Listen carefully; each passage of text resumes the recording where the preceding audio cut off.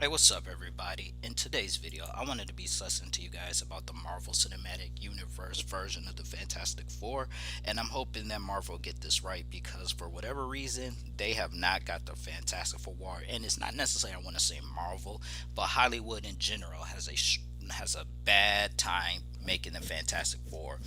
We have Fantastic Four 1 that came out 2005. We have Fantastic Four, I believe, came out a year later, or maybe 2 years later. I kind of can't remember. Rise of the Silver Surfer. But I want to point out Rise of the Silver Surfer wasn't 100% horrendous. It was just like the main bad guy was Doctor Doom. And then you had the reboot that was just called Fantastic Four, which in essence main bad guy was Doctor Doom. It's almost like Hollywood only thinks that Fantastic Four is only allowed to fight Doctor Doom. So this is an open letter to you, Marvel. Get the Fantastic Four right, please. All of us want to see the Fantastic Four at the height of their powers. You see, Fantastic Four was incredibly popular in the 1960s, 70s, and 80s.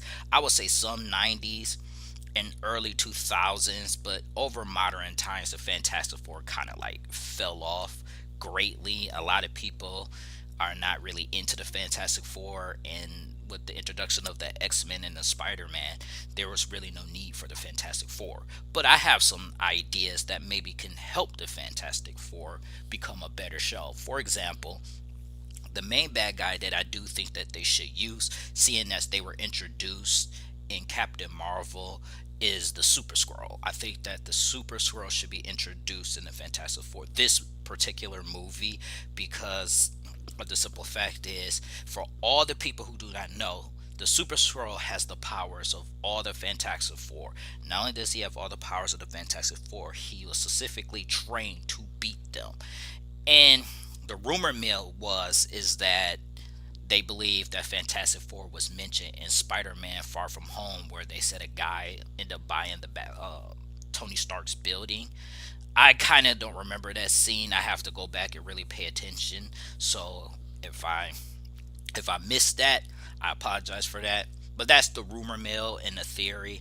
I don't know how true that is, but what I do know is that with the Super Scroll, you have a plethora of things you can do because of his infiltration ability, his hypnosis ability. He can give the Fantastic Four a lot of trouble. And then you can introduce Doctor Doom if the first one's successful. Then you introduce him in part two. But don't introduce off rip Doctor Doom. Like we don't want to see Doctor Doom anymore. So we just want to see them a little bit of their origin and probably take place, let's say, sometime after Spider-Man: Far From Home. You could say it take place in between that because Marvel has a history of, which kind of makes sense where their timeline is. Movies would take place either before a major event or after a big event.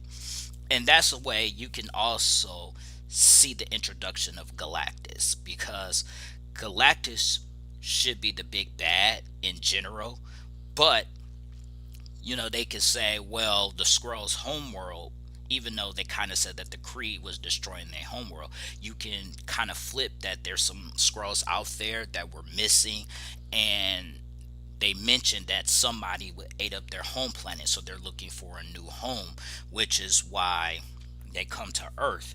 And when they come to Earth, that's when they decided to take the powers of the Fantastic Four when they noticed that these people are saving people. And you can give them some minor villain, some minor bad guys here and there, and give the Skrulls the idea to snatch the Fantastic Four power. I think that would be a good storyline per se. Another thing would be, I mean, the Mole Man. Now, the Mole Man is not a highly wildly known bad guy of the Fantastic Four, but with his ground mole creatures that are made of earth and stuff, I could see that he could try to bring, New York City or Manhattan, well, the same thing, but New York City down into the underworld, because the Mole Man really tries to. He's like a scientist, a supervillain scientist that decided that he wants to live underground and end up creating these creatures. So there's always ways to handle the Fantastic Four. But I'm just saying, Marvel, just don't, please God, don't use Doctor Doom as the first thing, because then it's like you use Doctor Doom, who you gonna use next? And normally it seems like once they use Doctor Doom once, they use him more than once, and it's like, ugh. Because so far, none of the Fantastic Four movies have sold particular well. I don't know, maybe Rise of the Silver Surfer may have, because everybody likes Silver Surfer, so with him in it, people was like, yeah, we'll watch this, but it still wasn't entirely good. And they also had a reference to the Super Scroll when Johnny Storm had all their powers. So that's another reason why I say the first bad guy that the Fantastic Four should fight is the Clerk, the Super Scroll. And just for you non-comic book readers who are interested in the Super Scroll, I would tell you to read Fantastic Four issue 18 from 1969.